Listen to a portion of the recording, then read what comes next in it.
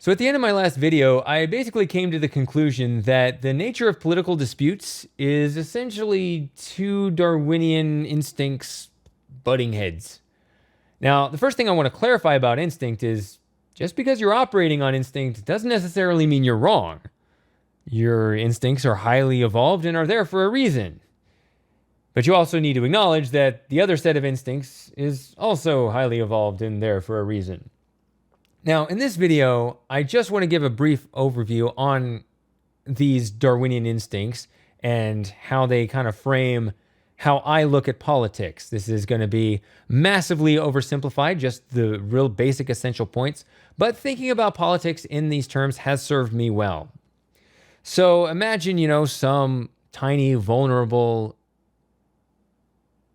ancient tribe, barely making it out on the African savanna or whatever. It would essentially need to fulfill two functions in order to survive another generation. One group of people had to venture outside the tribe and deal with external affairs, and the other group would stay inside and deal with internal affairs. Very simple. The group that dealt with the external affairs, they would hunt and gather food, fight off predators and enemy attackers. Maybe they were to go attack an enemy tribe, whatever. But the point is that they would operate in a paradigm in which the environment subsumed the tribe, right? So their tribe would just be this tiny piece of a much larger environment, right? Whereas the other group, of course, would have kind of the opposite effect, where the tribe subsumed the environment, right? The environment essentially was the tribe, right? So in this case, maybe the hunters would come back with the food or whatever, but the people managing it inside the tribe would, make sure the children would get fed, right? And they would manage all the internal affairs, the interpersonal relationships. But the point is that when they look around, everyone they saw was part of the tribe. And all the resources they dealt with were also inside the tribe, right? This is the opposite of outside the tribe, right? The people outside the tribe, the people they encountered could be outside the tribe. And the threats would be outside the tribe, and the resources were also outside the tribe. And I think this is actually an important distinction that will play a role later. But suffice it to say that I think that the trigger for these sets of instincts in general terms is that if you perceive your tribe to be a small part of a larger environment, you will see the world in one way. And if you perceive the tribe to be the environment, you will tend to see the world another completely different way. And the reason why I'm pretty certain this is the way it works is, well, have you ever seen an electoral map? The internal affairs, I didn't go into too many details, but the internal affairs way of thinking does tend to cluster in the cities. And the external way of thinking about the world does tend to be more spread out in the rural areas, right? And there even is, just to acknowledge it real briefly, there is a gender correlation here.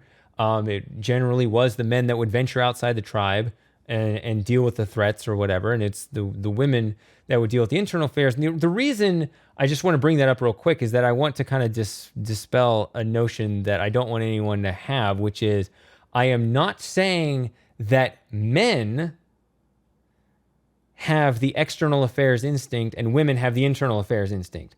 I do suspect that that men might have overall a sharper external affairs instinct and women overall have a sharper internal affairs instinct, which is where you get Mean Girls, which is a riveting internal affairs drama that someone like myself can barely understand.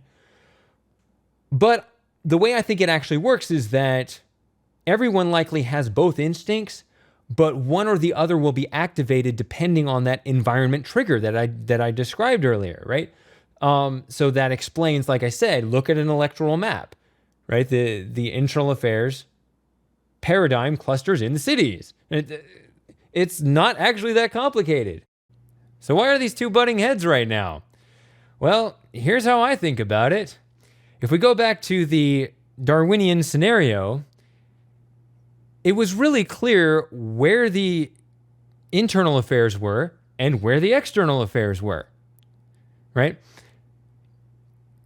In this small tribe, there's not going to be any dispute, and these two different ways of thinking could easily stay out of each other's way.